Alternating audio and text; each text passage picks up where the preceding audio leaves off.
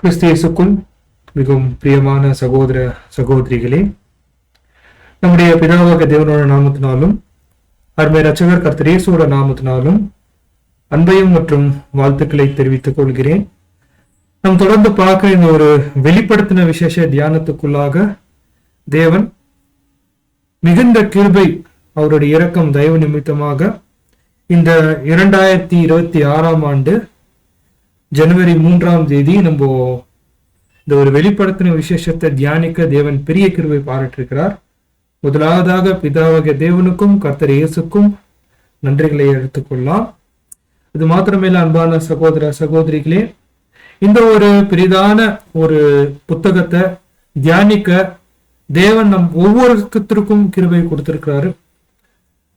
கண்டிப்பா இது நம்மளுடைய சக்தினால பலத்தினால அல்ல, முற்றும் முழுவதுமாக தேவனுடைய கிருபையினால. இந்த ஒரு அருமையான ஒரு தீர்க்க தரிசன புத்தகத்தை நம்ம தியானிக்கிறதுக்கு தேவன் கிருபை பாராட்டியிருக்கிறார். எல்லா கனம் மகிமை பிதாவாகிய தேவன் கர்த்தர் இயேசுக்கே இந்த ஒரு புத்தகத்தை நம்ம அர்ப்பணிச்சுட்டு இந்த ஒரு நாள்ல நம்ம தியானிக்கக்கூடிய காரியமானது வெளிப்படுத்தின விசேஷம் 3 அதிகாரத்துல கடைசி சபையா இருக்கக்கூடிய லெவோதோக்கியா சபை குறித்து நம்ம தியானிக்க போறோம். அன்பான சகோதர சகோதரிகளே, 3 அதிகாரம் 14 to 22 வசனங்கள் வரைக்கும் காணப்படுற இந்த ஒரு பகுதி லெவோதோக்கியா பகுதி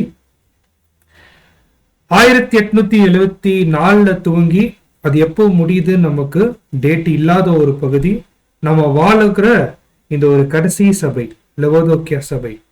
சோ லெவோதோக்கியா அப்படின்னா நியாய தீர்க்கப்பட்ட ஜனங்கள், இல்ல ஜனங்களுக்கு நியாய தீர்ப்பு வருது.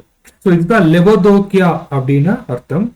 இந்த ஒரு சபையுடைய தூதர் நமக்கு அனைவருக்கும் அறிந்த வண்ணமாக நம்முடைய 7ஆம் தூதன் பிரதர் ரசல் 1874 1916 வருஷம் அவருடைய 42 வருஷம் ஊழியத்தை நம்ம கவனிக்கிறோம். அன்பான சகோதர சகோதரிகளே, அது மாத்திரம் இல்ல, இதோடைய அறிமுக வகுப்பு நம்ம போன வருடம் நம்ம தியானிக்கும் போது பிரதர் ரசலுடைய அந்த ஒரு பயோகிராபி, அவருடைய ஊழியம், அவருடைய போதனைகள், அவருடைய அறுவடை குறித்து நம்ம தியானிச்சோம். அது மாத்திரம் இல்ல, அவருடைய வில்லு, அந்த ஒரு வாட்ச் டவரை நெக்ஸ்ட் யார் கையில் ஒப்ப இருக்கணும், அதுக்கப்புறம் அவருடைய அந்த ஒரு மரணம், அந்த ஃபியூனரல் சர்வீஸ் குறித்து நம்ம தியானிச்சோம். ஸோ அது மாத்திரம் இல்ல அன்பான சகோதர சகோதரிகளே, கடந்த வருடம் நம்ம முடிக்கும் போது 7ஆம் சபைக்கு ஒரு மிகப்பெரிய குறைவு என்னன்னு பார்க்கும்போது 6ஆம் சபையில இருந்த ஒரு விஷயம் 7ஆம் சபையில அது இருக்காது நம்ம முடிச்சோம். அது என்னன்னு பார்க்கும்போது 6ஆம் சபையோட பேரு 7ஆம் சபையில இருக்காது. அப்படின்னா என்ன அர்த்தம்னா, சகோதர அன்புல இந்த ஒரு 7ஆம் சபை காலம் எப்படி இருக்கும்னா குறைவுள்ளவர்களா காணப்படுவாங்க அப்படின்னு அந்த ஒரு பாயிண்ட நம்ம முடிச்சோம். சோ இப்போ இந்த நாள்ல இருந்து நம்ம என்ன பண்ணலாம்னா, இந்த ஒரு புதிய வருடத்துக்குள்ளாக நம்ம கடந்து வந்திருக்கோம் இல்லைங்களா. இந்த நாள்ல விசேஷமாக அபிஷியலா முக்கியமா நேரடியா லெவோதோக்கியர்களுக்கு கர்த்தர் இயேசு சொல்லக்கூடிய செய்தி என்ன நேரடியா நம்ம பார்க்க போறோம். அப்படின்னா இன்னொரு வார்த்தையில சொன்னா, உங்களுக்கும் தனிப்பட்ட விதையில எனக்கும் கர்த்தர் இயேசு சொல்லக்கூடிய செய்தி என்ன, நம்மளுடைய நிறை குறைகள் என்ன, ரொம்ப பர்சனலா ரொம்ப நெருக்கமா இது நம்ம தியானிக்க போறோம். ஏன்னா அன்பான சகோதர சகோதரிகளே, நம்ம வாழுகிற காலம் 1874 பிறகு. அதுக்கு முன்பாக கர்த்தர் இயேசுடைய ஸ்லாங் வேற மாதிரி இருந்துச்சு. ஆனா 1874 பிறகு கர்த்தர் இயேசுடைய ஸ்லாங் எப்படி இருக்குன்னா வேற மாதிரி இருக்கு. அவர் பேசக்கூடிய விஷயம் எல்லாம் ரொம்ப துல்லியமா, ரொம்ப நேரடியா யார நோக்கி சொல்றாருன்னு பார்க்கும்போது நேரடியா நீங்க உங்களுடைய பெயர்களை சொல்லி அழைக்கலாம். உங்களுக்கும் எனக்கும் நேரடியா பேசுறாரு. இதுதான் முதல் பாயிண்ட். இந்த ஒரு விஷயத்த மனசுல வச்சுக்கொண்டு நம்ம என்ன பண்ணலாம்னா, வெளிப்படுத்தின விசேஷம் 3 அதிகாரம் 14வது வசனத்தை நம்ம தியானிக்கலாம். ரெவலேஷன் 3:14. லெவோதோக்கியா சபையின் தூதனுக்கு நீ எழுத வேண்டியது என்னவெனில், உண்மையும் சத்தியமுள்ள சாட்சியும் தேவனுடைய சிருஷ்டிக்கு ஆதியமாய் இருக்கிற ஆமீன் என்பவர் சொல்கிறதாவது. இப்ப பார்க்கும்போது அன்பான சகோதர சகோதரிகளே, லெவோதோக்கியா சபையுடைய தூதர் பிரதர் ரசல். கண்டிப்பா பிரதர் ரசல் குறித்து நம்ம அநேக காரியம் பார்த்துட்டோம். ஆனாலும் அவரை பத்தி நம்ம பேச பேச பேச வந்துட்டே இருக்கு. ஏன்னா இந்த காலத்துக்கான தூதருடைய அந்த ஒரு குவாலிட்டி அவருக்குள்ள இருக்கிறதுனால அன்பான சகோதர சகோதரிகளே, ஒரு சின்ன பாயிண்ட் சகோதரர் கொடுக்குறாங்க. என்னன்னா, பிரதர் ரசல் அவருடைய வாழ்ந்த நாட்கள்ல எங்கெல்லாம் தகவல் போதும், நியூஸ் பேப்பர் மூலியமா, ரேடியோ மூலியமா, இல்லைன்னா ஒரு நபர் இன்னொரு நபர் மூலியமா எங்கெல்லாம் தொடர்புகள் தகவல் போதோ அவருடைய வாழ்ந்த நாட்கள் அங்கெல்லாம் பிரதர் ரசல் பத்தி தெரியும் அப்படின்றாங்க. அப்படின்னா என்ன அர்த்தம்? அந்த அளவுக்கு பிரபலமான ஒரு நபர் யாருன்னு பார்க்கும்போது நம்மளுடைய 7ஆம் தூதன் பிரதர் ரசல். பிளஸ் இன்னொரு விஷயம் அவரை பத்தி சொல்லும் போது, அவரை பத்தி கேள்விப்பட்ட ஜனங்களை இல்லைங்களா, அவரை பத்தி கேள்விப்பட்டிருக்கிறாங்க பார்த்தீங்களா, அவங்க மிகுந்த அன்பு பிரதர் ரசல் காமிச்சிருக்கிறாங்க. பாருங்க, பிரதர் ரசலை பத்தி தெரிஞ்சவங்க எல்லா ஜனங்களும் பிரதர் ரசலை எப்படி பார்த்திருக்காங்க, ரொம்ப அன்பான ஒரு நபரா பார்த்திருக்கிறாங்க. அதே ஆப்போசிட் டீம் உபதேச ரீதியாக பிரதர் ரசலை நிறைய பேர் என்ன பண்ணிருக்கிறாங்கன்னு பார்க்கும்போது அவங்க தூஷிச்சிருக்கிறாங்க. அப்படின்னா சத்தியத்தை தவிர்த்துட்டு ஒரு மனுஷனா பிரதர் ரசல்ல எல்லாருக்கும் பிடிக்கும், ஒரு நபரா பிரதர் ரசல்னா எல்லாருக்கும் பிடிக்கும். அதே போல அவருடைய ஊழிய நாட்கள்ல பாபிலோன்ல இருக்கக்கூடிய ஜனங்களுக்கு பிரதர் ரசலை பத்தி அவங்களுக்கு எப்படி இருக்குன்னு பார்க்கும்போது அவருடைய அந்த ஒரு எழுத்துக்கள், அவருடைய வாழ்க்கை அவங்களுக்கு எரிச்சலா இருந்திருக்கு. இது ஒரு பாயிண்ட். ஸோ இந்த மாதிரி பிரதர் ரசல் அந்த அளவுக்கு ஃபேமஸா இருந்ததுனால அன்பான சகோதர சகோதரிகளே, நமக்கு தெரிஞ்ச ஒரு சின்ன இன்ஃபர்மேஷன் என்னன்னா, பிரதர் ரசலுடைய நாட்கள்ல இருந்த ஒரு அமெரிக்கன் பிரசிடென்ட் வில்சன் என்னவரு பிரதர் ரசலுடைய அந்த ஒரு எழுத்துக்களை தியானிச்சுட்டு, விசேஷமா 4th வால்யூம்ல கொடுக்கக்கூடிய ஆலோசனைகள்லாம் தியானிச்சுட்டு அவரை தனியா என்னுடைய அட்வைசரா வெள்ளை மாளிகத்துல என்னுடைய அட்வைசரா இருந்து பிரதர் ரசலை ரிக்வெஸ்ட் பண்ணிருக்காங்க. அப்படின்னா கொஞ்சம் யோசனை பண்ணி பாருங்க எந்த அளவுக்கு 7ஆம் தூதனை தேவன் பயன்படுத்திருக்கிறாருன்னு. ஆனா பிரதர் ரசல் என்ன பண்ணிட்டாங்க, அந்த ஆஃபரை ரிஜெக்ட் பண்ணிட்டாங்க. இது அப்படியே தீர்க்க தரிசனமா ரெவலேஷன் எழுதியிருக்கு. இதுதான் ஆச்சரியம். வாசிக்கலாம், வெளிப்படுத்தின விசேஷம் 10ஆம் அதிகாரம் 11ஆம் வசனம் வாசிக்கலாம். நம்மளுடைய 7ஆம் தூதன் பத்தி நேரடியா வெளிப்படுத்தின விசேஷத்துல எழுதியிருக்கு. ரெவலேஷன் 10:11. அப்பொழுது அவன் என்னை நோக்கி, நீ மறுபடியும் அநேக ஜனங்களையும் ஜாதிகளையும் பாஷைக்காரரையும் ராஜாக்களையும் குறித்து தீர்க்க தரிசனம் சொல்ல வேண்டும் என்றான். பாருங்க, இந்த இடத்துல இந்த வசனம் ரசலுடைய வாழ்க்கையில நினைவு இருக்கு. ராஜாக்கள் முன்பதாக நீ என்ன பண்ணுவ, தீர்க்க தரிசனம் சொல்வேன்னு சொல்லும் போது தி பேட்டில் ஆஃப் ஆர்மகதான், இந்த உலகத்துடைய முடிவு எப்படி இருக்கும் அப்படின்னு அந்த ஒரு வால்யூம் புறப்பட்டு உலக ஜனங்கள் மத்தியில போகும்போது அந்த காலத்துல அமெரிக்கன் பிரசிடென்ட் இருக்கிற வில்சன் ஒரு தேசத்துடைய பிரசிடென்ட் தான் ராஜா மாதிரி கூப்பிடுறார் பிரதர் ரசல். என்ன இந்த தீர்க்க தரிசனம், இதை நம்ம எப்படி ஆதாயப்படுத்திக்கலாம் பிரதர் ரசல் என்ன பண்றாங்க, கூப்பிடுறாங்க. வசனம் சொன்ன மாதிரி வாழ்க்கை பிரதர் ரசலுடைய லைஃப்ல இருந்திருக்கு அன்பான சகோதர சகோதரிகளே. சோ இது ஒரு மிகப்பெரிய தீர்க்க தரிசனம். ஒருவேளை நம்மளுடைய 7ஆம் தூதனை பத்தி ரொம்ப குறைவான ஒரு விஷயம் தான் நம்ம தியானிச்சோம். ஆனா வெளிப்படுத்தின விசேஷம் 17 முதல் இந்த அதிகாரம் வெளிப்படுத்தின விசேஷம் முடிகிற அந்த ஒரு அதிகாரம் வரை கம்ப்ளீட்டா பிரதர் ரசலுடைய ஊழியத்தை பத்தி தான் பேசிருக்கு. அது எப்படி நம்ம ஊர்ஜிகமா சொல்லணும்னா, அறுவடை சத்தியம், தேவராஜ்யத்தின் ரகசியம், கண்ணுக்கு தெரிகிற பாகம், கண்ணுக்கு தெரியாத பாகம், அந்த ஒரு சிறு காலம், இது எல்லாமே பிரதர் ரசலுடைய அந்த ஒரு 7ஆம் தூதனுடைய மைக்கூட்ல இருந்து வந்த சத்தியங்கள் வெளிப்படுத்தின விசேஷத்துல அப்படியே இருக்கு. ஆகையால நம்மளுடைய 7ஆம் தூதனை பத்தி நம்ம என்ன பண்ண போறோம்னா, வெறும் இந்த ஒரு 3ஆம் அதிகாரத்தோட அவருடைய காரியம் முடிக்கிறது மாத்திரம் இல்ல, இது அப்படியே தொடர்ச்சியா போயினே இருக்கும். அவருடைய வேலைப்பாடு பைபிள்ல ரொம்பவே யூனிக் பொசிஷன். இந்த ரசலுடைய ஊழியம் வேதத்துல ரொம்பவே சிறப்பான ஒரு ஊழியமா இருந்திருக்கு.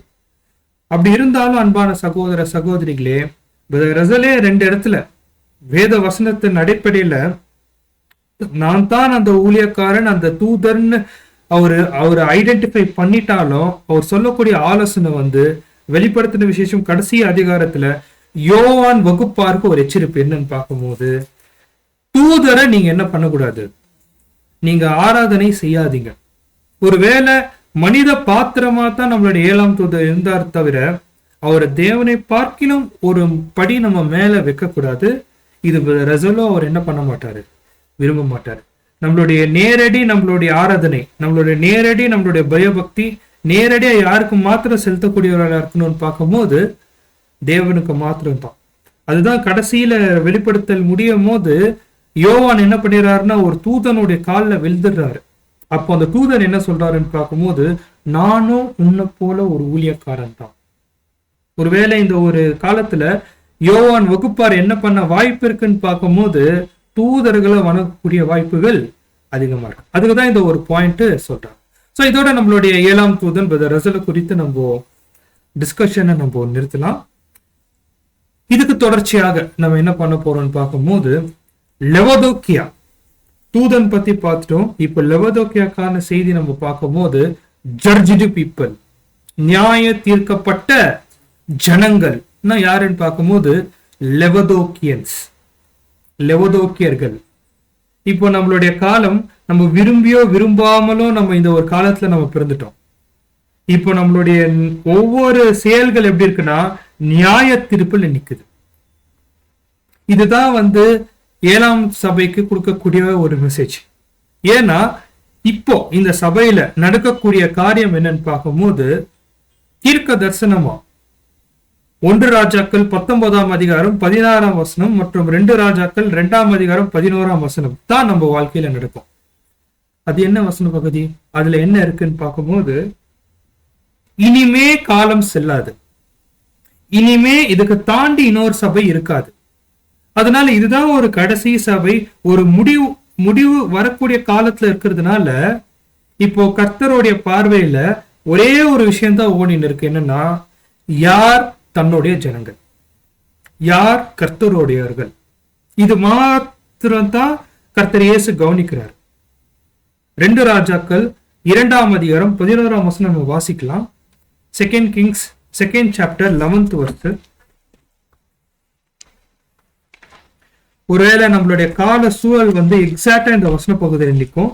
2 ராஜாக்கள் 2ஆம் அதிகாரம் 11ஆம் வசனம். 2 Kings 2nd chapter 11th verse. அவர்கள் பேசிக்கொண்டு நடந்து போகையில் இதோ அக்னி ரதமும் அக்னி குதிரைகளும் அவர்கள் நடுவாய் வந்து. இதுதான் இப்போ நடக்கக்கூடிய சூழல். இந்த சிச்சுவேஷனை நம்ம தியானிக்கும் போது அன்பான சகோதர சகோதரிகளே பாருங்க, 1 ராஜாக்கள் 19ஆம் அதிகாரத்திலிருந்து 2 ராஜாக்கள் 11ஆம் அதிகாரம் வரைக்கும் இந்த எலியா எலிஷா அவங்களுடைய வாழ்க்கையை நம்ம பார்க்கும்போது எலியா எலிஷா விட்டு பிரியாத ஒரு சூழல். அப்படியே 2 பேர் ஒன்னாவே வந்துட்டு இருக்கிறாங்க. இன்னொரு வார்த்தையில சொல்ல போனா திரள் கூட்டமும் உண்மையான மெய் திருச்சபையும் ஒன்னா வந்துனே இருக்கிறாங்க. இது கர்த்தர் இயேசுடைய பார்வையில என்னன்னா இது விரும்பத்தக்காதது. அது என்ன, கர்த்தர் இயேசு விரும்ப மாட்டாரான்னு? ஆமா, அதுக்குத்தான் அனுமதிக்கிறாரு ஒரு அக்னி ரதம். யார் கர்த்தருடையவர்கள், யார் உண்மையா இருக்கிறாங்கன்னு அப்படியே பிரிச்சு எடுக்கிறார். எலிஷால இருந்து எலியா வகுப்பார் பிரிவாங்க, இல்ல எலியா வகுப்பார்ல இருந்து எலிஷா அப்படியே பிரிவாங்க. இது ஒரு பாயிண்ட். ரெண்டாவது மத்தேயு 25ஆம் அதிகாரத்துல வரக்கூடிய ஓமை, புத்தி உள்ளவர்கள் யார், புத்தி இல்லாதவர்கள் யார், அப்படியே பிரிச்சு எடுக்கிறார். ஏன் கர்த்தர் ஏன் இது பிரிச்சு எடுக்கணும்னு பார்க்கும்போது, கர்த்தருடைய ஜனங்கள் யாருன்னு கர்த்தருக்கு பிரிச்சாதான் தெரியும். ஒன்னா இருக்கும் போது தெரியாது. எலியாவும் எலிஷாவும் என்ன இருக்கிறாங்கன்னா ஒன்னாவே இருந்தாங்க. அந்த அக்னி வரும்போது தான் எலியா எலிஷா கிட்ட இருந்து அப்படியே பிரிகிறாரு. அந்த பரிசுத்த ஆவி குறையும் போது தான், அந்த மணவாளனோட சத்தம் கேட்டுட்ட பிறகுதான் அந்த ஒரு உண்மையான புத்தி உள்ளவர்கள் புத்தி இல்லாதவர்கள் மத்தியில பிரிகிறாங்க. இதுதான் இந்த ஒரு சபையில நடக்கக்கூடிய மிக முக்கியமான காரியம், ஜட்ஜ்மெண்ட். பாருங்க, அந்த ஒரு பிக்சர் பாருங்க. அந்த ஜட்ஜ்மெண்ட் என்னுடைய வார்த்தைக்கே நம்ம கொஞ்சம் பயத்தை கொடுக்கணும். அப்படின்னா நம்ம எதிர்பார்க்கக்கூடிய இந்த ஒரு 7ஆம் சபையில என்னன்னு பார்க்கும்போது பிரித்து எடுத்தல் இது நடந்தே தீரும். அது எவ்வளவு அன்பானவர்களா இருந்தா கூட பரவாயில்ல, நமக்கு நெருக்கமான இருந்தா கூட பரவாயில்ல, ஒரு பாயிண்ட்ல பிரிகிற அந்த ஒரு சூழல், ஒரு அக்னி மயமான ஒரு உபத்திரம் வரும்போது கண்டிப்பா கர்த்தர் என்ன பண்ணுவாருன்னா பிரிப்பார். இது மனுஷன் அனுமதிக்கிற ஒரு காரியம் இல்ல, கர்த்தர் அனுமதிக்கக்கூடிய காரியம். இது அப்படியே ரெண்டு பேரும் பிரிச்சுடுவார், லெவோதோக்கியன்ஸ். இப்ப கொஞ்சம் யோசனை பண்ணி பாருங்க. இந்த 7ஆம் சபையில இந்த ஒரு விஷயம் அவசியமான நம்ம கேட்கறது ஒரு தவறான கேள்வி. இது இப்படித்தான் நடக்கும், பிரிவினை தான் நடக்கும். ஏன்னா 1874 இருந்து வெறும் அறுவடை மட்டும் இல்ல, அதையும் தாண்டி நியாய தீர்ப்போ கலந்ததுனால பிரித்தெடுத்தல் நிச்சயம். இதுதான் மத்தேயு 13ஆம் அதிகாரத்துல நம்ம பாக்குறோம் இல்லைங்களா? கோதுமை களை கிட்ட இருந்து பிரிவாங்க. உண்மையான சபை பாபிலோன் அமைப்பு கிட்ட இருந்து என்ன ஆவாங்க? பிரிவாங்க. அதே போல இப்போ நம்மளுடைய ஒரு காரியத்தை எடுத்துக்கினா, உண்மையான புது சிருஷ்டி பொய்யான வேஷ போட்டுங்கிற ஜனங்கள் மத்தியில் அவங்க என்ன ஆவாங்க? பிரிவாங்க. சோ இது நம்ம பார்க்கும் போது அன்பான சகோதர சகோதரிகளே, இந்த ஒரு நியாய தீர்ப்பு என்னக்கூடிய ஒரு விஷயம். கண்டிப்பா ஒவ்வொரு சபை காலத்திலையும் தேவன் என்ன பண்றாருன்னா, யார் உண்மை உள்ளவர்கள் ஆராய்ச்சி செய்யறாரு, அதுல எந்த மாற்று கருத்தும் இல்லை. ஆனா 7ஆம் சபையில நம்ம பார்க்கும் போது இது ரொம்ப ரொம்ப ரொம்ப சிவியரா நடக்கக்கூடிய ஒரு காலம். எதுக்கு, எந்த விஷயத்துல? அதுதான் 7ஆம் சபைக்கான மெசேஜ். இப்போ இந்த ஒரு எச்சரிப்பின் வார்த்தையில நெக்ஸ்ட் கர்த்தர் இயேசு என்ன பண்றாருன்னு பார்க்கும்போது அன்பான சகோதர சகோதரிகளே, இந்த காலத்துடைய தன்மை பத்தி பேசிட்டு இந்த காலம் எப்போ நிறைவாகுதுன்னு ஒரு வார்த்தையை நம்ம கவனிக்கும் போது, கர்த்தர் 2ஆம் பிரசனத்துல துவங்கின இந்த லெவோதோக்கியா சபை ஆவியினால் ஜெனிப்பிக்கப்பட்ட வகுப்பார் அனைவரும் முடிகிற அளவுக்கு இந்த காலம் கடந்து போகும். 1874 ஸ்டார்ட் ஆன இந்த ஒரு காலம் எல்லா ஆவினால் ஜெனிப்பிக்கப்பட்டவர்கள் அவங்க கம்ப்ளீட் ஆகிற வரைக்கும் இது ஒரு சபை காலம் இருக்கும். அது எப்போ கம்ப்ளீட் ஆகும்? அதுதான் மிகப்பெரிய கேள்வி. நமக்கு தெரியாது. ஆவினால் ஜெனிப்பிக்கப்பட்ட எல்லா புது சிருஷ்டிகளும் இன்க்ளூடிங் திரட்டு கூட்டம் வகுப்பார் அவங்க முடிச்சிட்டு பிறகுதான் 7ஆம் சபை என்ன ஆகும்? க்ளோஸ் ஆகும். மைண்ட்ல வச்சுக்காங்க பாயிண்ட். சரி, நெக்ஸ்ட் நம்ம பார்க்கும்போது இந்த லெவோதோக்கியா பட்டணத்தை பத்தி நேரடியா அப்போஸ்தலர் பவுலுடைய நாட்கள்ல பேசப்பட்ட வசனம் பார்க்கலாம். 2 கொரிந்தியர் கொலோசியர் 2ஆம் அதிகாரம் 1-3 வசனங்கள். இது அப்படியே அப்போஸ்தலருடைய ஊழியத்துல அவர் லெவோதோக்கியா பட்டணத்துல ஊழியம் செஞ்சார் இல்லைங்களா? அந்த லெவோதோக்கியா பட்டணத்தை பத்தி நேரடியா அவர் ஊழியம் செய்யும் போது அந்த லெவோதோக்கியா பத்தி பேசின வசனங்கள் வாசிங்க. கொலோசியர் 2ஆம் அதிகாரம் 1-3. கொலோசியர் 2:1-3. உங்களுக்காகவும் லெவோதோக்கியாவில் இருக்கிறவர்களுக்காகவும் சரீரத்தில் என் முகத்தை காணாதிருக்கிற மற்ற எல்லாருக்காகவும் மிகுந்த போராட்டம் எனக்கு உண்டு என்று நீங்கள் அறிய விரும்புகிறேன். அவர்களுடைய இருதயங்கள் தேற்றப்பட்டு அவர்கள் அன்பினால் இணையப்பட்டு பிதாவாகிய தேவனுக்கும் கிறிஸ்துக்கும் உரிய ரகசியத்தை அறிந்து கொள்கிற உணர்வின் பூரண நிச்சயத்துடனே எல்லா ஐஸ்வர்யத்திற்கும் உரியவர்களாக வேண்டும் என்று இப்படி விரும்புகிறேன். அவர்களுக்குள் ஞானம், அறிவு என்பவர்களாகிய பொக்கிஷங்கள் எல்லாம் அடங்கி இருக்கிறது. இப்ப இது ஒரு கொலோசியர் 2ஆம் அதிகாரத்துல நம்ம பார்க்கும் போது அப்போஸ்தல் பவுல் நம்மளுடைய காலத்தை அப்படியே கரெக்டா சொல்றாரு. இப்ப அப்போஸ்தல் பவுலை யாருன்னா பார்த்திருக்கிறோமா? பார்க்கல. ஆனா அப்போஸ்தல் பவுல் இருக்கிறாரா? ஆமா இருக்கிறார். எங்க இருக்கிறாரு? மகிமையில இருக்கிறார். இப்ப அப்போஸ்தல் பவுல் என்ன சொல்றாருன்னு பார்க்கும்போது, நான் உங்க முகத்துல இந்த சரீரத்துல நான் பார்க்கல, ஏன்னா இப்ப மகிமையில இருக்கிறார் அப்போஸ்தல் பவுல். ஆனாலும் என்ன சொல்றாங்கன்னு பார்க்கும்போது, நீங்க எப்படி இருக்கணும்? அந்த அன்பின் கயிறுல நீங்க கட்டப்பட்டு இருக்கணும். எல்லா புத்திக்கும் மேலான அந்த ஒரு தேவ ரகசியம், சபையோடைய நிறைவு அடைதல், அப்புறம் இந்த என்ன சொல்றதுங்க, இந்த யுகத்துக்கே தேவையான அந்த ஒரு மேலான சத்தியம், இதெல்லாம் போஷிக்கப்படும். இது அப்படியே நம்ம எடுத்து பார்க்கும்போது ஒவ்வொரு வசனத்தையும் நம்ம தியானிக்கும் போது இப்போ அப்போஸ்தல் பவுல் லெவோதோக்கியா சபை காலம் எப்படி இருக்கும்னு அப்படியே அழகா சொல்லக்கூடிய வசன பகுதி தான் இது. ரொம்ப ஆச்சரியமான ஒரு வசன பகுதி. ஸோ இது ஒரு ஜஸ்ட் ஒரு ஒரு என்ன சொல்றது, ஒரு மேலோட்டமா இந்த ஒரு வெளிப்படுத்தின தியானிச்ச சகோதரர்கள் சொல்லக்கூடிய பாயிண்ட். இப்ப நெக்ஸ்ட் இந்த மாதிரி லெவதோக்கியா அப்படின்னு எடுத்துக்கும் போது சத்தியம் அதிக அளவு கிடைக்கும், எல்லா ரகசியமும் வெளிப்படும். அதே போல பிரித்து எடுக்கிற ஒரு காரியம், யார் உண்மை உள்ளவர்கள் எனக்கூடிய பிரித்து எடுக்கிற காலத்துல நம்ம வாழக்கூடிய சூழல் இருக்கும் போது இப்போ கர்த்தர் இயேசு இந்த லெவதோக்கியா சபைக்கு தன்னை எப்படி அறிமுகப்படுத்திருக்கிறாருன்னு பாருங்க. வெளிப்படுத்தின விசேஷம் 3:14. லெவதோக்கியா சபையின் தூதனுக்கு நீ எழுத வேண்டியது என்னவெனில், உண்மையும் சத்தியமுள்ள சாட்சியும் தேவனுடைய சிருஷ்டிக்கு ஆதியமாய் இருக்கிற ஆமென் என்பவர் சொல்கிறதாவது. இப்ப இந்த வார்த்தையை கொஞ்சம் நம்ம கவனிக்கணும். இப்போ வெளிப்படுத்தின விசேஷத்துல நம்ம கவனிக்கும் போது உண்மையும் சத்தியமுள்ள சாட்சியும் தேவனுடைய சிருஷ்டிப்பின் ஆதியமா இருந்தார் அப்படின்னு சொல்றாரு. ஆனா இப்போ நம்ம மற்ற சபைகள்ல நம்ம பார்க்கும்போது கர்த்தர் தன்னை எப்படி இன்ட்ரடியூஸ் பண்ணிக்கிறாரு நம்ம பார்க்கும்போது நம்ம 7ஆம் வசனம் வாசிக்கலாம். 3:7. பிலதெல்பியா சபையின் தூதனுக்கு எழுத வேண்டியது என்னவெனில், பரிசுத்தம் உள்ளவரும் சத்தியம் உள்ளவரும் தாவீதின் திறவுகோலை உடையவரும் ஒருவரும் பூட்டக்கூடாதபடிக்கு திறக்கிறவரும் ஒருவரும் திறக்கக்கூடாதபடி பூட்டுகிறவருமாய் இருக்கிறவர் சொல்கிறதாவது. இப்ப அதே மாதிரி நம்ம என்ன பண்ணலாம்னு பார்க்கும்போது 3:1 வாசிக்கலாம்.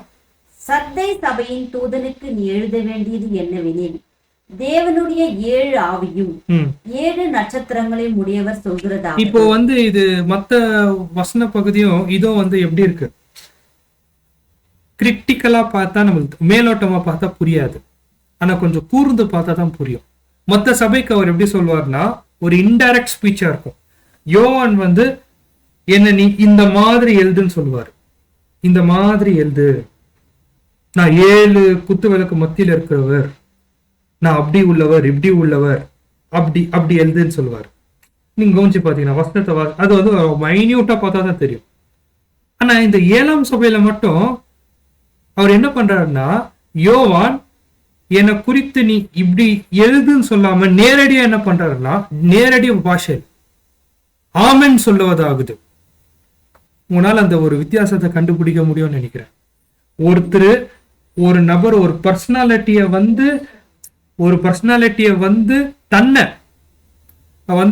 டிஃபைன் பண்ணி சொல்றது ஒண்ணு, என்னை பத்தி நீங்க இப்படி சொல்லுங்கன்னு சொல்றது ஒண்ணு, நானே என்னை பத்தி சொல்றது இன்னொன்னு.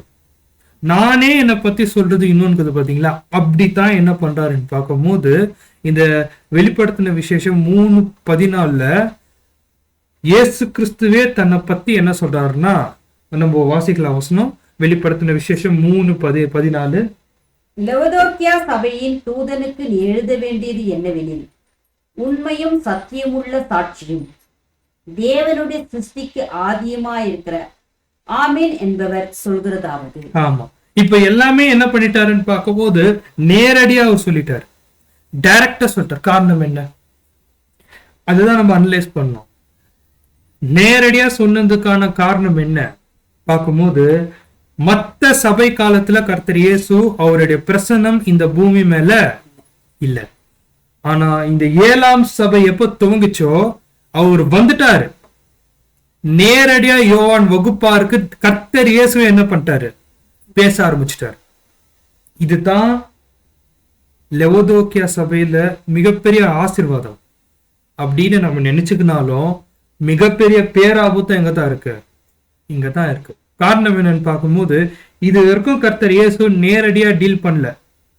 ஆனா 7ஆம் சபையில இருந்து அவர் நேரடியா டீல் பண்ணும் போது ஃபர்ஸ்ட் வார்த்தை என்ன சொல்றாருன்னா, த ஹாமென்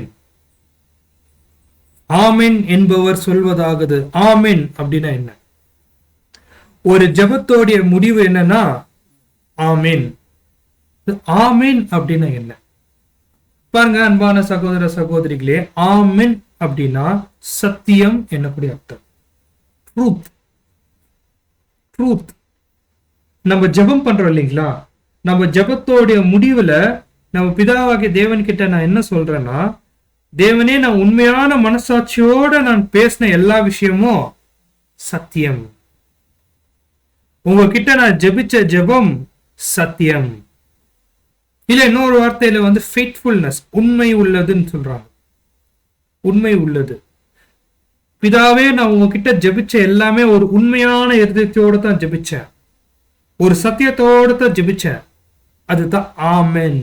ஆமென் ஆமென் என்று சொல்வதாகுதுன்னா அந்த ஜெபத்தோடைய கன்சாலிடேஷன், அந்த ஜெபத்தோடைய முடிவு ஆமென். கர்த்தர் இயேசு சொல்றாரு இல்லைங்களா, மெய்யாகவே மெய்யாகவே நான் உனக்கு சொல்லுகிறேன்னு. கர்த்தர் இயேசு ஆமென் ஆமென் அப்படின்னு சொல்றாரு. மெய்யாகவே மெய்யாகவே நான் உங்களுக்கு சொல்லுகிறேன் அப்படின்னா ஆமென் அவர் சொல்றாரு அப்படின்னா அது மிகப்பெரிய சத்தியம். அது மிகப்பெரிய சத்தியம். அதுல உண்மைத்துவம் அதிகமா இருக்கு. அது மிகப்பெரிய சத்தியம். இப்போ அவர் சொல்ற ஆமென் தான் நமக்கான பிரசன்ட் ட்ரூத். இப்போ நம்ம தியானிக்கக்கூடிய ஒவ்வொரு உபதேச சத்தியம் கர்த்தர் இயேசு ஆமென் நான் இருக்கிறதுனால தான் நமக்கு கொடுக்கக்கூடிய மிகப்பெரிய சத்தியம், அறுவடை சத்தியம். அன்பான சகோதர சகோதரிகளே, ஒருவேளை இந்த ஒரு சத்தியத்தை நம்ம ஏற்றுக்கொள்ளணும், அந்த சத்தியத்தை நம்ம புரிஞ்சுக்கணும்னா நம்ம உண்மை உள்ளவர்களா இருந்தா தான் இந்த சத்தியத்தை நம்ம என்ன பண்ண முடியும், சத்தியம் சத்தியமாக உள்வாங்க முடியும். ஆமென் என்பவர் சொல்வது ஆகுது. சொல்லிட்டு அடுத்த வார்த்தை என்ன பயன்படுத்துறாருன்னா உண்மை உள்ள சாட்சி. இது நம்ம பார்த்தோம் வெளிப்படுத்துற விசேஷத்துல, the true witness. விட்னஸ் இந்த ஒரு விட்னஸ் எனக்கூடிய கிரேக்க வார்த்தைக்கு அர்த்தம் வந்து ரத்த சாட்சின்னு வருது. தேவன் உடைய ஒரே பேரான பிள்ளை கர்த்தர் இயேசு, அவர் தான் உண்மையான சாட்சி. அவருடைய ஜீவனே கொடுத்திருக்கிறாரு. அப்படின்னா இந்த இடத்துல சொல்லக்கூடிய பாயிண்ட் என்னன்னு பார்க்கும்போது, ஒருத்தர் சாட்சியா எப்போ நம்ம நிக்க வைப்போம்னு பார்க்கும்போது, சத்தியத்துக்கு ஏத்த வாழ்க்கையா இருக்கிறவங்க தான் சாட்சியா நிற்பாங்க.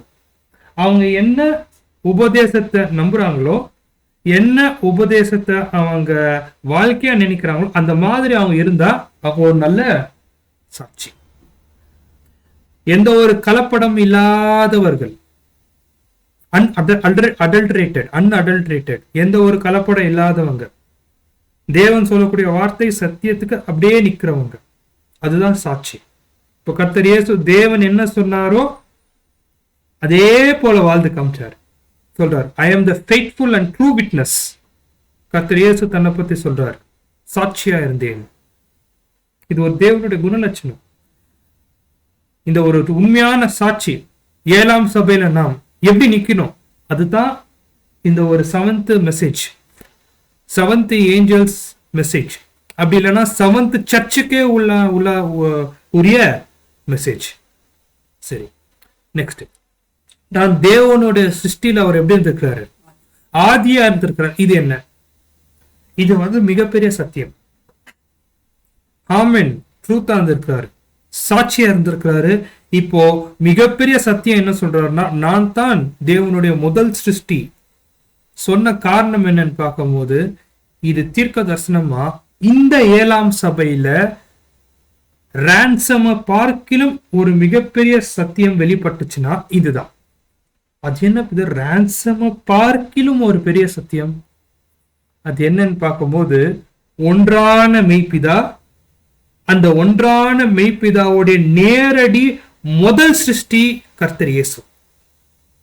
இந்த சத்தியம் ஒருத்தர் நம்பலனா கண்டிப்பா ஈடுபலியா நம்ப முடியாது. ஏன்னா இவர்தான் அவர்தான் இவருன்னு பண்ணா எவரு ரான்சம் கொடுத்தாருன்னு யாருக்குமே தெரியாது. ஆனா சத்தியம் என்னன்னு பார்க்கும்போது கிளியரா, ஒன்றான மெய்தேவன், அவருடைய நேரடி சிருஷ்டியா இருக்கக்கூடிய கர்த்தர் இயேசு தான் தேவனுடைய குமாரன். அந்த குமாரன் தான் ஈடுபலி கொடுத்தாருன்னு இந்த யுகத்துக்கான, அதாவது இந்த 7ஆம் சபைக்கான பிரம்மாண்டமான சத்தியம் என்னன்னா, உண்மையான மெய் தேவனுடைய நேரடி சிருஷ்டியா இருக்கக்கூடிய கர்த்தர் இயேசு.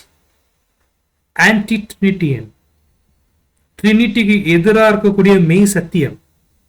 அன்பான சகோதர சகோதரிகளே, இது எவ்வளோ பவர்ஃபுல்லா இருந்துச்சுன்னா, ரசலுடைய காலத்தை ஏறக்குறைய ரசல, அவங்க 7ஆம் தூதன் ரசல என்ன பண்ணிட்டாங்கன்னா ஏரியஸ் போல நிக்க வச்சுட்டாங்க. அந்த திருத்துவ உபதேசத்துல ஏரியஸ் எப்படி வந்து திருத்துவம் போய் நின்னாரோ அதே போல வந்து பிரதர் ரசலை நிக்க வச்சாங்க.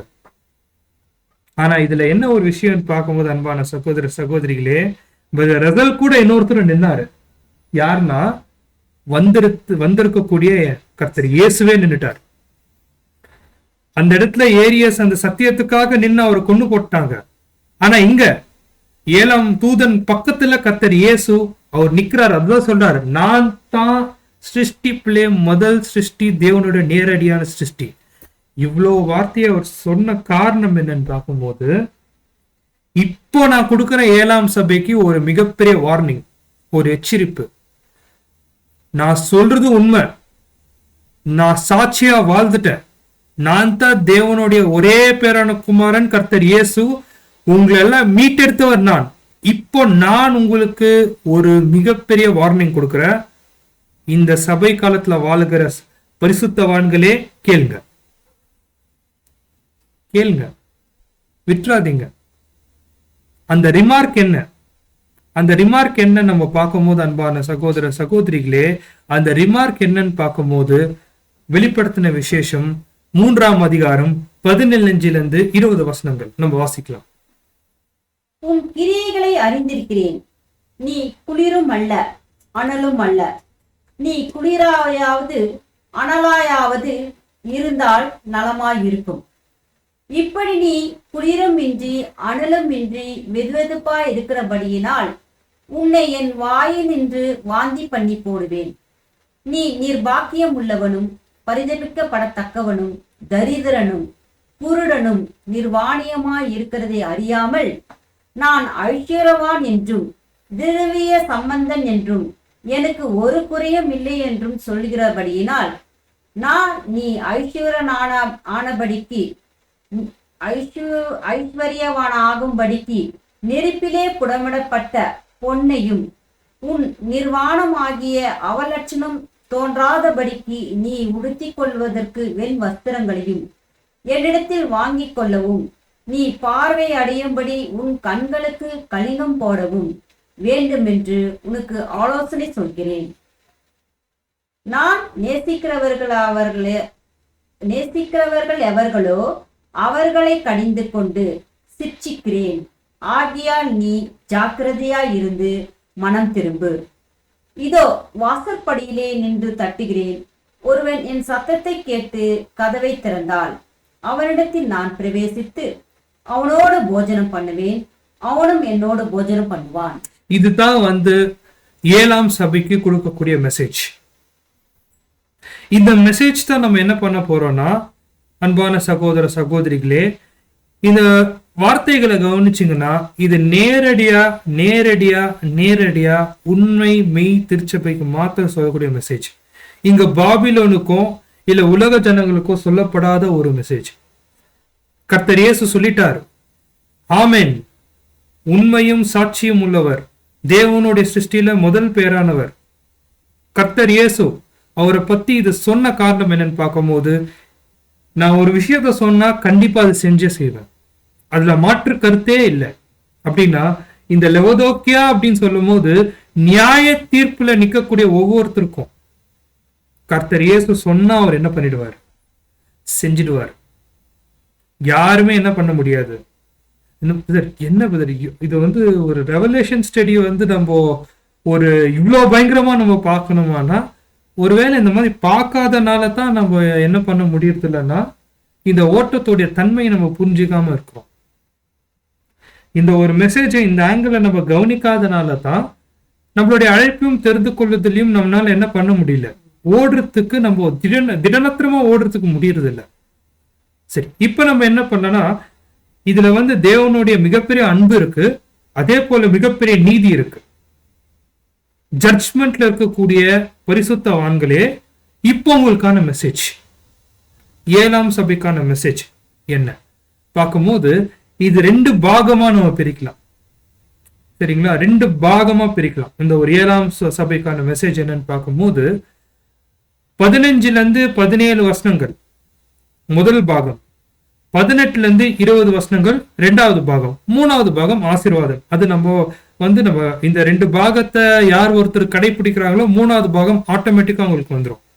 இப்போ இந்த 2 பாகத்துல முதல் பாகம் 15-17 வந்து நம்ம செய்யக்கூடிய தவறுகள். கர்த்தர் இயேசு நேரடியா நம்மள வந்து என்ன பண்றாருன்னா நம்மள வந்து எச்சரிக்கிறார். நீ இந்த தவறு நீ பண்ற, உன்கிட்ட இந்த தவறு தான் இருக்கு, திருத்திக்கோ. நேரடியா நம்மள பார்த்து கண்டிக்கிறாரு. 15-17, 18-20 அவருக்கு ஒரு மேல வந்து சொல்லிட்டாரு இல்லைங்களா, உன் மேல இந்த தவறு இருக்குதுன்னு. நெக்ஸ்ட் அதுக்கான உதவி செய்யறாரு. ஒருவேளை நீ இந்த தவறுல இருந்து நீ எப்படி திருத்திக்கலாம், உன்கிட்ட இருக்கிற பிரச்சனையில இருந்து நீ எப்படி திருத்திக்கலாம். அதாவது வெறும் தவற சுட்டி காமிச்சிட்டு கர்த்தர் இயேசு என்ன பண்றது இல்ல, நீங்க எப்படின்னா போங்கன்னு விடுறது இல்ல. மாறாக அவர் என்ன பண்றாருன்னா அந்த தவறுக்கான அந்த ரெமிடி, அந்த தவறுக்கான அவர் என்ன பண்றாருன்னு பார்க்கும்போது மேற்கொள்ளக்கூடிய ஆலோசனையும் அவர் என்ன பண்றாருன்னா தராரு. இப்போ 2026 சகோதரர் ஜெபம் பண்ணார் இல்லைங்களா, முதல் சப்ஜெக்ட் நம்ம கேட்கிறோம்னு. முதல் சப்ஜெக்ட் நம்ம கேட்கலாம், என்ன என்கிட்ட தவறு இருக்கு, கர்த்தர் இயேசுவே, வந்திருக்கக்கூடிய ராஜாவே, எங்க இடத்துல நீங்க பேசுங்க. எங்களோட தவறுகளை நாங்க என்ன பண்றோம், இந்த வருஷம் முடிந்த அளவுக்கு நம்ம திருத்திக்கிறோம், இல்ல திருத்திக்க முயற்சி செய்யறோம், இல்ல உங்களுடைய முழு பலன் இருந்துச்சுன்னா முழுவதுமா நாங்க என்ன பண்ணிடுறோம், அதை நாங்க திருத்திக்கிறோம். எனக்கு ஜெபத்தோட நம்ம என்ன பண்ணலாம்னா வெளிப்படுத்தின விசேஷம் 3ஆம் அதிகாரம் 15 மற்றும் 16 மாத்திரம் நம்ம இந்த நாள் தியானிச்சுட்டு இந்த ஒரு பாடத்தை நிறைவு கொள்ளலாம். Revelation 3rd chapter 15 and 16. உன் கிரியைகளை அறிந்திருக்கிறேன், நீ குளிரும் அல்ல அனலும் அல்ல, நீ குளிராயாவது அனலாயாவது இருந்தால் நலமாயிருக்கும். இப்படி நீ குளிரும் இன்றி அனலும் இன்றி வெதுவெதுப்பா இருக்கிறபடியினால் உன்னை என் வாயினின்று வாந்தி பண்ணி போடுவேன்.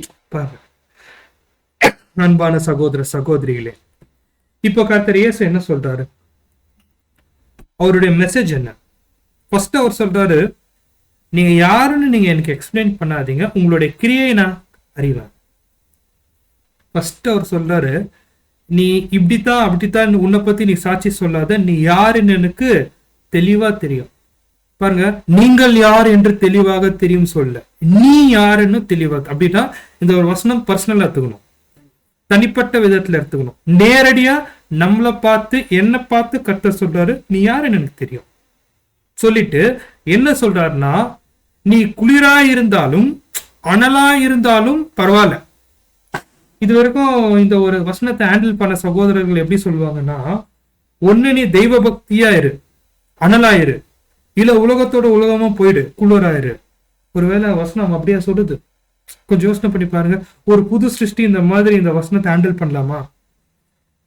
நீங்க இருந்தா தெய்வ பக்தியா அனலா இருங்க, அப்படி இல்லைன்னா உலகத்துக்கு போயிடுங்க. அப்படி இந்த வசனத்தை அப்படி அண்டர்ஸ்டாண்ட் பண்ணிக்கின ஒரு புது சிருஷ்டி நேரடி அங்கதான் போனோம், 2ஆம் மரணத்துக்கு தான் போவாங்க. ஏன்னா எல்லாரும் உலகத்துக்கு போயிடுவாங்க.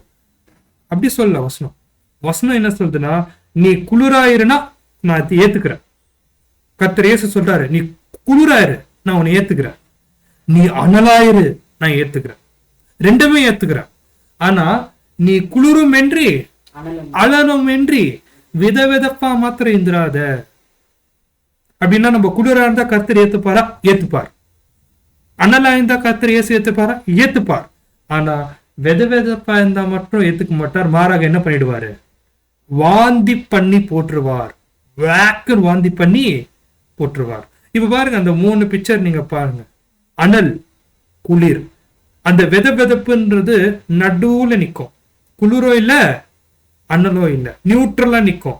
அப்படி நின்னா என்னன்னா வாந்தி பண்ணி போட்டுருவார், வாந்தி பண்ணி போட்டுருவார். சோ இந்த ஒரு வசனத்தை மேலோட்டமா நம்ம புரிஞ்சுக்கும் போது கர்த்தர் இயேசு சொல்லக்கூடிய விஷயம் என்னன்னா, குளிர் ஏத்துக்கிற, அனல் ஏத்துக்கிற, வெதப்பு ஏத்துக்க மாட்டேன், வாந்தி பண்ணிடுவேன். இந்த ஒரு அண்டர்ஸ்டாண்டிங்கோட நம்ம என்ன பண்ணலாம்னு பார்க்கும்போது, முதல் வார்த்தை, உன் கிரியைகளை நான் அறிவேன். இது நம்மளுடைய புவர் ஆட்டிடியூட காமிக்குது. கர்த்தர் சொல்ற விஷயத்த நம்ம செய்ய முடியல. ஒருவேளை நம்ம இது ரொம்ப பயங்கரமா எடுத்துக்க வேண்டாம். நம்மள பயமுறுத்துற மாதிரி கர்த்தர் பேசுறாங்கன்னு இல்லை, ஆனா சுட்டி காமிக்கிறார், நீ இப்படிதான் இருக்கிற. இது நீ என்கிட்ட எந்த ஒரு காரியமும் சொல்லாத, உன்னுடைய கேரக்டர் இப்படித்தான் இருக்கு. இதுல இருந்து நம்ம என்ன புரிஞ்சுக்கலாம்னா, இது வந்து நம்ம ஒரு பாசிட்டிவா எடுத்தா நம்மளுடைய விசுவாசத்தை பலப்படுத்தக்கூடிய ஒரு வார்த்தை. கர்த்தர் இயேசுக்கு நம்ம யாருன்னு தெரியும், நம்ம மண்ணுன்னு அவர் உணர்றாரு. நீ மண்ணு, இதுதான் உன்னுடைய கேரக்டர் சொல்லிட்டு, ஆனா நீ இப்படியே இருக்கிறது எனக்கு பிடிக்காது. நீ மண்ணுக்கு பிறந்தவன் இல்லை, விண்ணுக்கு பிறந்தவன். ஒருவேளை நம்மளுடைய வார்த்தையில சொல்லணும்னா பரலோகத்துக்குரியவன். நீ இந்த கேரக்டர் வச்சுட்டு உன்னால வந்து இந்த ஓட்டத்தை முடிக்க முடியாது. நீ வந்து ஜெயிச்சு காமிக்கணும். எல்லா சகல விதமான உதவி நான் செய்யறேன், உன்னுடைய கிரியை எனக்கு நல்லாவே தெரியும். நீ என்ன பண்ணு, நீ குளிராயிரு, அண்ணலாயிரு, நான் உன்னை என்ன பண்ணிக்கிறேன், ஏத்துக்கொள்றேன். அது என்ன? யாக்கோப்பு 5ஆம் அதிகாரம் 12ஆம் வசனம் வாசிக்கலாம். யாக்கோப்பு 5:12.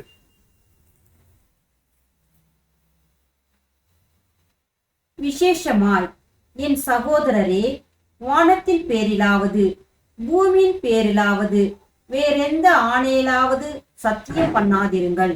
நீங்கள் ஆக்னைக்குள்ளாய் தீர்க்கப்படாதபடிக்கு உள்ளதை உள்ளதென்றும் இல்லாததை இல்லாததென்றும் சொல்ல கடவீர்கள். இப்போ இந்த வசனத்துல எடுக்கக்கூடிய பாயிண்ட், அந்த அனலும் இல்லை குளிரும் இல்லை அப்படின்னு சொல்றோம் பாத்தீங்களா, அதுக்கு இந்த ஒரு வார்த்தையை நம்ம எப்படி பொருந்து பார்க்கலாம். உள்ளது உள்ளதென்றும் இல்லாதது இல்லாதது என்றும் சொல்லுங்கள். இதுதான் அனலும் இன்றி குளிரும் இன்றி இல்லாத ஒரு நிலை. புரியல இங்க கர்த்தர் என்ன சொல்ல வராருன்னு புரியல. உள்ளதும் உள்ளதும் இல்லாததை இல்லாத சொல்றது வந்து அனலும் இன்றி குளிரும் இன்றி நம்ம எடுத்துக்கொள்ளலாமா பார்க்கும்போது, ஆமா, இந்த விஷயத்துல தான் லெவதோக்கியால இருக்கக்கூடிய பரிசுத்தவான்கள் குறைவாங்க. ஒரு விஷயத்த ஆமான்னு சொல்ற இடத்துல ஆமான்னு சொல்ல மாட்டாங்க, ஒரு விஷயத்த இல்லைன்னு சொல்ற இடத்துல இல்லைன்னு அவங்க சொல்ல மாட்டாங்க. இன்னும் நமக்கு புரியாது. இப்போ அந்த வசனத்தை பார்த்தா நமக்கு தெளிவா புரியும் நம்ம எங்க நம்ம மிஸ்டேக் பண்றோம்னு. எபிரியர் 1ஆம் அதிகாரம் 9ஆம் வசனம் வாசிக்கலாம். எபிரியர் 1ஆம் அதிகாரம் 9ஆம் வசனம். Hebrews 1:9. நீ நீதியை விரும்பி அக்கிரமத்தை வெறுத்திருக்கிறீர். ஆதலால் தேவனே, உம்முடைய தேவன் உமது தோழரை பார்க்கிலும் உம்மை ஆனந்த தைலத்தினால் அபிஷேகம் பண்ணினார் என்றும். வசனம் நம்ம கவனிச்சு இல்லைங்களா? தேவரே வாசிங்க. நீ நீதியை விரும்பி அக்கிரமத்தை வெறுக்கணும். நீதியை விரும்பி அக்கிரமத்தை வெறுக்கணும். அதாவது தேவனுடைய குணலட்சணம் இது. அவர் நீதியை விரும்புவார், அக்கிரமத்தை வெறுப்பார். மேல இருக்கிற வசனம் என்ன சொல்லுது? ஆம்னா ஆம், இல்லனா இல்ல. அப்படின்னா நீதி விஷயத்துல ஆம் அனலா இருங்க, அக்கிரமத்து விஷயத்துல இதை நான் செய்ய மாட்டேன் குளிரா இருங்க. நீதியின் விஷயத்துல நான் செய்வேன் அனலா இருங்க, அக்கிரம விஷயத்துல இதை நான் செய்ய மாட்டேன் குளிரா இருங்க. இதுதான் பேசக்கூடிய சத்தியம். இந்த ஒரு விஷயம் வந்து லெவோதோக்கியர்கள் தவறி விழுவாங்க. நீதி காமிக்கிற இடத்துல நீதி காமிக்க மாட்டாங்க, அக்கிரமம் இருக்கிற இடத்துல அக்கிரமத்துக்கு துணை போக மாட்டாங்க. அதாவது அவங்க துணை போயிடுவாங்க நம்ம சொல்ல வரல, நடுவு நிலையா நின்றுடுவாங்க. எனக்கு பிரச்சனையே வேண்டாம், நான் நீதியோ காமிக்க மாட்டேன், அக்கிரமமும் செய்ய மாட்டேன். இதுதான் லெவோதோக்கியர் கிட்ட இருக்கக்கூடிய பிரச்சனை. ஆமான்னு சொல்லுங்க, இல்லைன்னு சொல்லுங்க, ரெண்டும் சொல்ல மாட்டாங்க. நான் ஆமான்னு சொல்ல மாட்டேன், இல்லைன்னு சொல்ல மாட்டேன். ஆனா வசனம் என்ன சொல்லுது? ஒரு விஷயம் ஆம்னா ஆம்னு சொல்லுங்க, இல்லைன்னா இல்லைன்னு சொல்லுங்க. நீதியை விரும்புங்க, அக்கிரமத்தை வெறுக்க. ஆவில அனலா இருங்க, நீதியில அனலா இருங்க. எங்கெங்களா அக்கிரமிக்குதோ அதை வெறுங்க. இங்கத்தான் லெவோதோக்கியர்கள் வந்து தவறு செய்வாங்க. சோ இதை சொல்லிட்டு கர்த்தர் இயேசு என்ன சொல்றாருன்னு பார்க்கும்போது, இந்த ஒரு கேரக்டர் என்னன்னா, அவங்க அந்த ஒரு பற்றி இருக்கிற வைராக்கியம் நீதி மேலையும் அக்கிரமம் நடக்கக்கூடிய இடத்துல அவங்க உறுதியான எதிர்ப்பு காமிக்காததான் அவங்களுக்குள்ள இருக்கக்கூடிய மிகப்பெரிய தவறு. இதை நான் என்ன பண்றேன்னா வாந்தி பண்ணி போட்டுருவேன் அப்படின்னு சொல்றாரு. காம்ப்ரமைஸ் பண்ணிடுவாங்க, இல்ல நடுவு நிலையில நின்றுடுவாங்க, எனக்கு பிரச்சனை வேண்டான்னு. அன்பான சகோதர சகோதரிகளே, சோ இது நம்ம கேட்கும் போது பிரதர் எனக்கு சூழல்ல நான் என்ன பண்றதுன்னு தெரியல, நான் நடுவு நிலையில நின்றுட்டேன் பண்றோம். நம்ம காமிக்கிறோம் அந்த ஒரு அக்கிரமத்தை நம்ம ஏத்துக்கிறது இல்லை. அதே போல நீதியோ முழுமையா செய்யறது இல்லை. கேட்டா நம்ம சூழல் சரியில்லை விதர் சொல்லிடும். இதுதான் லவோதோக்கியர்களுடைய பிரச்சனை. ஏன் கர்த்தர் இயேசு இவ்வளவு சீரியஸா சொல்றாரு? இந்த மாதிரி பிரச்சனை பண்ணதுனால தான் அந்தி கிறிஸ்து அமைப்பே வந்துச்சு. அவங்க அக்கிரமா செஞ்சு இருக்கிறாங்க, நீதியா நீங்க நின்னு கேட்டு இருந்தீங்கன்னா அந்த ஒரு அமைப்பு உருவாக்கி இருக்காது. அதே போல 7ஆம் சபை காலத்திலயும் அக்கிரமம் அங்க நடந்துட்டு இருக்குன்னு நம்ம நீதியா நிக்கலன்னா அங்க என்ன பிரச்சனைன்னு பார்க்கும்போது கர்த்தர் இயேசு என்ன பண்ணிடுவாரு? வாந்தி பண்ணி போட்டுருவார். வாந்தி பண்ணி போட்டுருவார். அன்பான சகோதர சகோதரிகளே, பாருங்க, இந்த ஒரு விஷயத்தை நம்ம கவனிக்கும் போது ஒரு வார்த்தை சொல்றாங்க.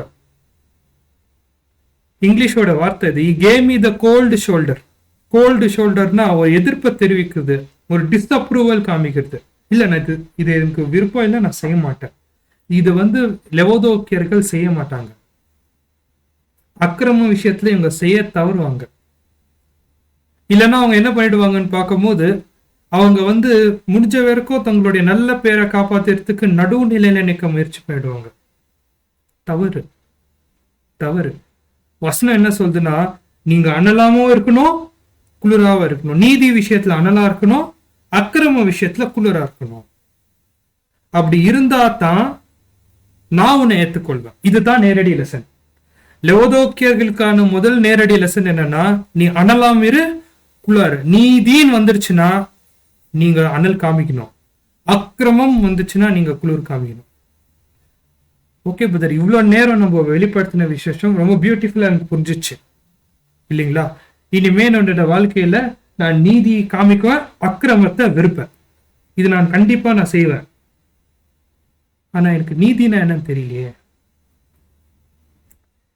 அக்கிரமம்னா என்ன புரியலையே. நியாயமான கேள்விதான், புரியுதுங்களா?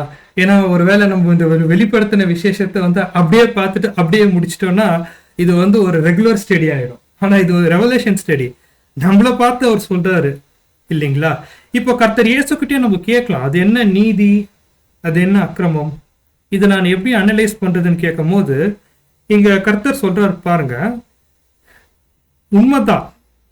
இது வெளிப்படுத்தின விசேஷத்தை நம்ம மூத்த சகோதரர் எழுதும்போது சொல்லுவாங்க, இது நமக்கு இருக்கக்கூடிய ஒரு அடிப்படையான பிரச்சனையே இதுதான். ப்ரிவேலிங் ப்ராப்ளம்ஸ் நம்ம கிட்ட ஒரு இருக்கிறதுலே ஒரு ஃபண்டமெண்டல் பிரச்சனை, ஒரு அடிப்படையான நேரடி பிரச்சனை ஒரு லவோதோக்கியர்களுக்கு என்ன இருக்குன்னா இதுதான். அனலும் இல்லாத குளிரும் இல்லாத நிலையில தான் இருப்பாங்க. பாருங்க, இந்த இடத்துல கர்த்தர் இயேசு என்ன சொல்றாருன்னா, நான் வாந்தி பண்ணி போட்டுருவேன்னு சொல்லும் போது பாபிலோன் அந்த ஒரு லூக்வாமனஸ் காமிச்சாங்க. அக்கிரமம் பண்ணாங்க, அப்படியே நீதி பண்ற மாதிரி காமிச்சுக்கினாங்க. அந்த விதவிதப்பான சூழல் இருக்கும்போது அவர் வெயிட் பண்ணார். 1874 வேக்குன்னு வாமிட் பண்ணிட்டார். என்ன அர்த்தம்? ஒருத்தருக்கு வாந்தி வருது அப்படின்னா என்ன அர்த்தம்?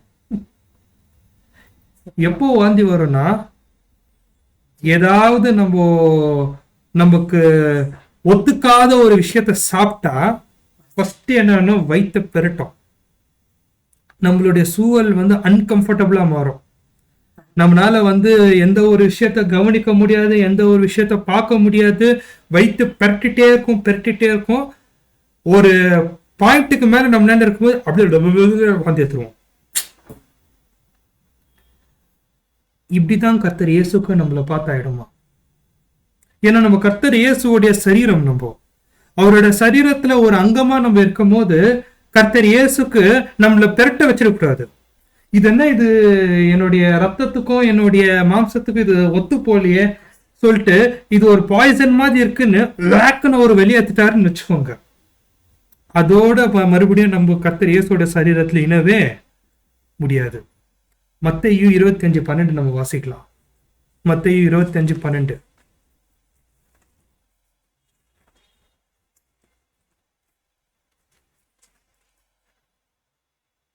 அதற்கு அவர், உங்களை அறியேன் என்று மெய்யாகவே உங்களுக்கு சொல்கிறேன் என்றார். பாருங்க, உங்களை அறியேன் என்று மெய்யாகவே உங்களுக்கு சொல்றேன். ஒன்ஸ் வாந்தி எடுத்துட்டு பிறகு எவ்வளவு அருமையா நம்ம வாந்தி எடுத்துக்கணும்னு பார்க்குவோமா? அவ்வளவுதான். அதை டிஸ்போஸ் பண்ணிட்டு தான் பார்க்கும். அதுதான் கர்த்தர் இயேசு சொல்றாரு, உங்களை நான் அறியேன். இப்போ இவ்வளவு சீரியஸான ஒரு விஷயத்த பார்த்துட்டு பிறக்க நீதி மற்றும் அக்கிரமம் இது ரெண்டுத்துக்கான அர்த்தம் ஒரு உதாரணத்தோட பார்த்து இந்த ஒரு பாடத்தை முடிச்சுக்கலாம். அதாவது இப்போ இந்த ஒரு உதாரணம் நிறைய உதாரணம் இருக்கு. ஆனா ஒரு ரைட் உதாரணம் எங்கன்னு பார்க்கும்போது இந்த வெளிப்படுத்தின விசேஷம் எழுதின ஸ்டைலே எதுல தான் இருக்குன்னு பார்க்கும்போது ஒழுங்குமுறையில தான் ஸ்டைல் இருக்கு. சபையோடைய ஒழுங்குமுறையில. இப்போ அந்த சபையோடைய ஒழுங்குமுறையில தான் பேசிக்கா ஒரு புது சிருஷ்டி எங்க அவங்களுடைய நீதியை காமிக்கணும், எங்க அவங்க அக்கிரமத்தை வெறுக்கணும்னு எங்கத்தான் ஒரு புது சிருஷ்டி காமிக்க முடியும்னா சபையில தான். அப்போ வீட்டுல காமிக்கலாமா? வீட்டு விஷயத்த நம்ம அப்புறம் பார்த்துக்கலாம். நேரடியா சபைக்குள்ள போலாம். இப்போ வசனத்தை வாசிக்கலாம். 2 தீமோத்தி 2ஆம் அதிகாரம் 3ஆம் வசனம். 2 தீமோத்தி 2ஆம் அதிகாரம் 3ஆம் வசனம். நீயும் இயேசு கிறிஸ்துவுக்கு நல்ல போர் சேவகனாய் தீங்கு அனுபவி.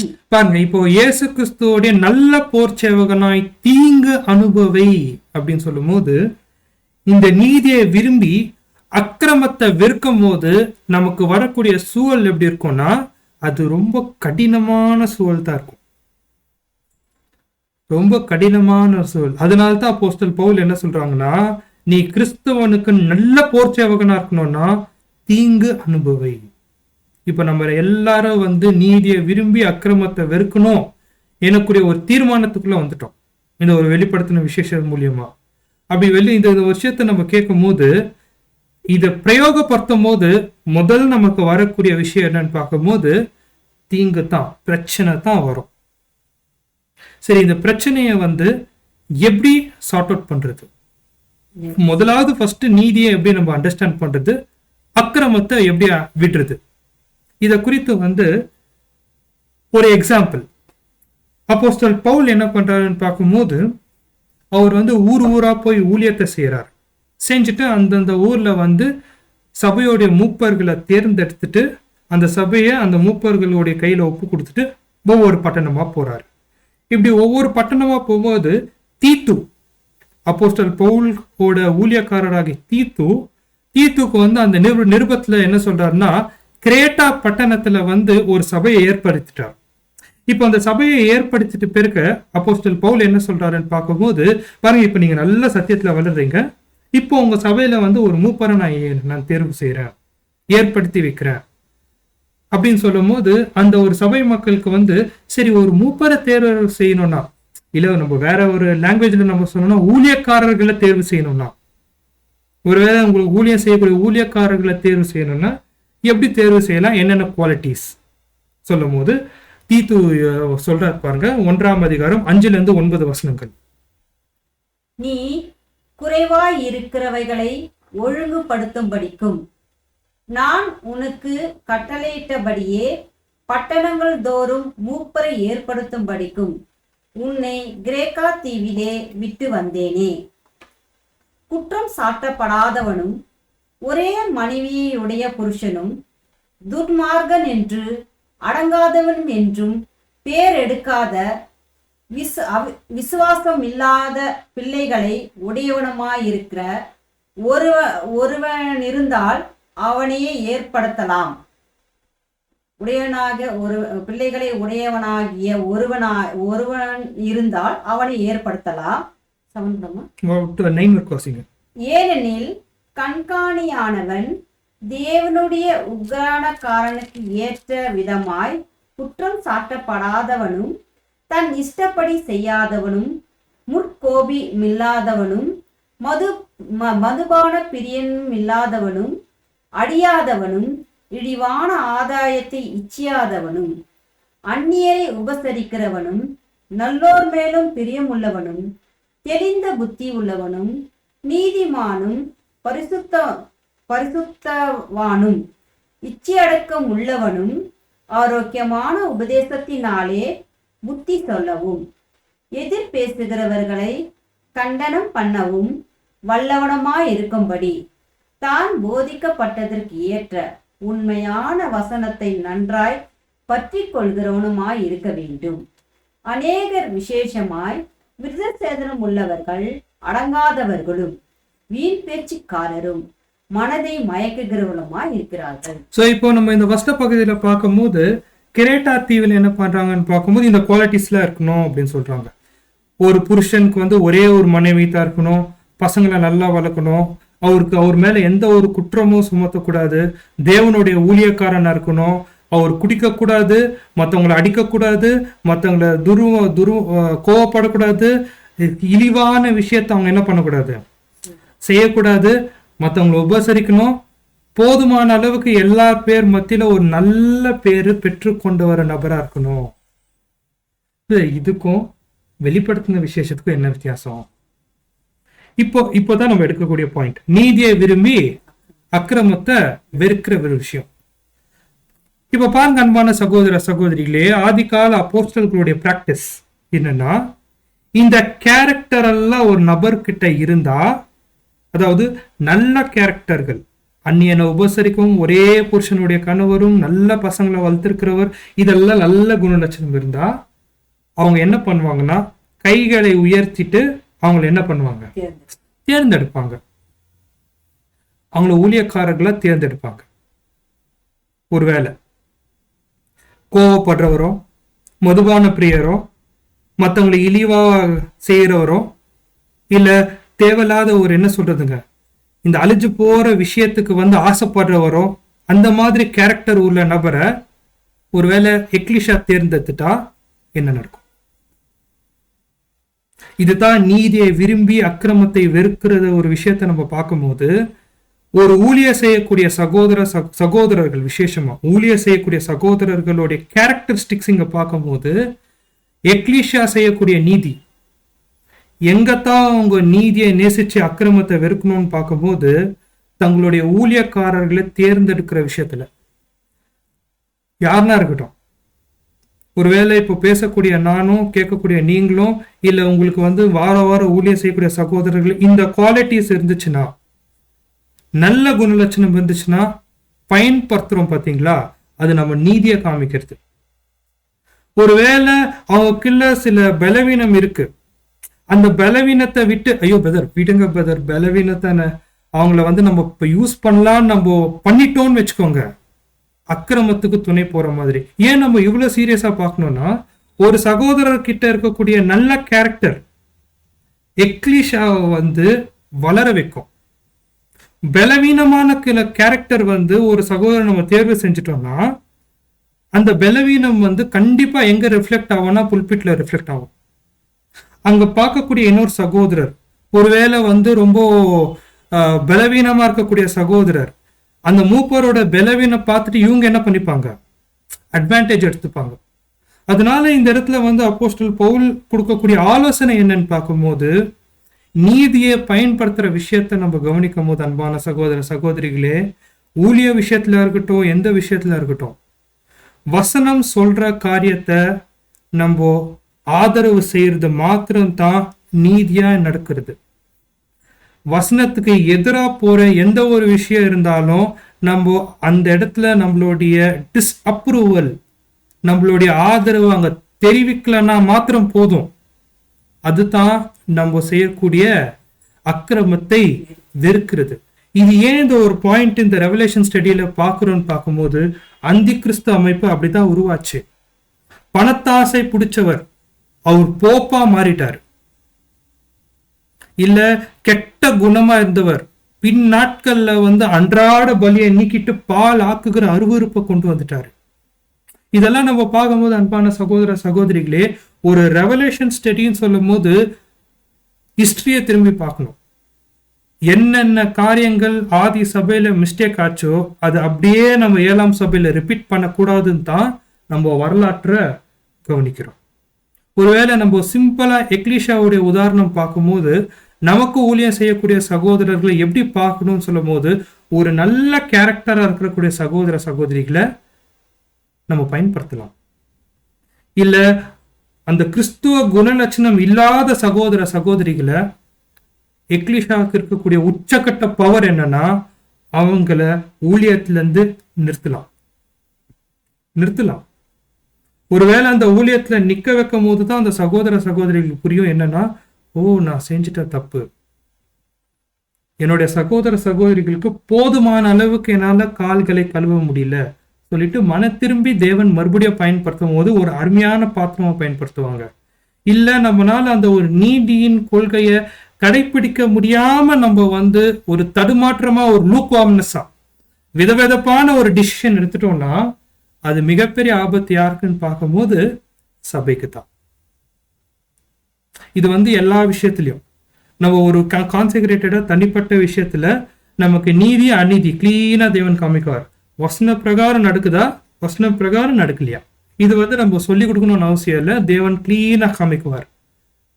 நீதியா இருந்துச்சா செய்யுங்க, அக்கிரமம் இருந்துச்சா நீங்க அந்த விஷயத்த தவறுங்க, ஸ்டாப் பண்ணுங்க. கண்டிப்பா கர்த்தர் இயேசு என்ன பண்ணுவாரு, உதவி செய்வார். அன்பான சகோதர சகோதரிகளே, சோ இது ஒரு பாயிண்ட் நம்ம கவனிக்கும் போது நீதியை விரும்பி அக்கிரமத்தை வெறுக்கிறது தான். நீ அனலாம் இருந்தாலும் நான் உன்னை ஏத்துக்கிறேன், குளிரா இருந்தா மட்டும் நான் உன்னை ஏத்துக்கிறேன். ஆனா விதவிதப்பா இருந்தா நான் என்ன பண்ணிடுவேன், நான் வாந்தி பண்ணி போற்றுவேன்.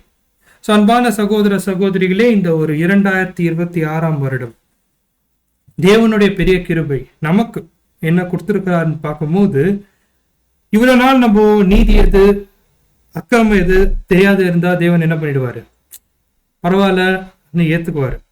ஆனா இப்போ இந்த ஒரு வெளிப்படுத்தின விசேஷத்துல நம்ம கவனிக்கும் போது தேவனுடைய வசனம் நமக்கு என்ன சொல்லுதோ அது நீதி. அது எதிராக செய்யப்படுற ஒவ்வொரு வசனமும் என்னன்னு பார்க்கும்போது அக்கிரமமா இருக்கிறதுனால முடிஞ்ச வரைக்கும் நம்ம என்ன பண்ணலாம்னா நீதியை விரும்பி அதை செய்யறவர்களும் அக்கிரமத்தை முடிஞ்ச அளவுக்கு நம்ம வெறுக்கிறவர்களாகவும் காணப்படலாம். சூழல் எப்படி இருந்தாலும் பரவாயில்ல, தேவன் நம்ம பார்க்கறது ஒரே ஒரு விஷயத்த நம்ம பார்க்கிறாரு, நம்மளுடைய உண்மையான மனசு தான் பார்க்கிறாரு.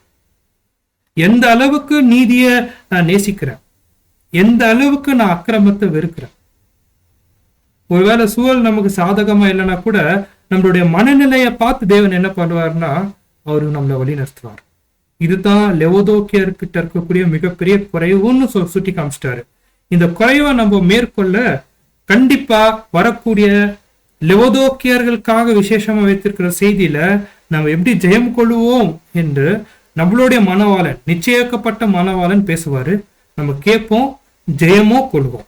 அந்த நம்பிக்கை விசுவாசத்தோட இந்த நாளில் தேவன் நமக்கு கிருபையா தந்த இந்த ஒரு வெளிப்படுத்தின விசேஷத்தை நம்ம கொண்டு வரலாம். தேவன் தாமே ஆசீர்வதிப்பாராக. பொறுமையோடு கேட்ட அன்புக்குரிய சகோதர சகோதரிகளுக்கு கிறிஸ்து இயேசுக்குள்ளாக என்னோட அன்பின் வாழ்த்துக்களை தெரிவித்துக் கொள்கிறேன். ஆமென்.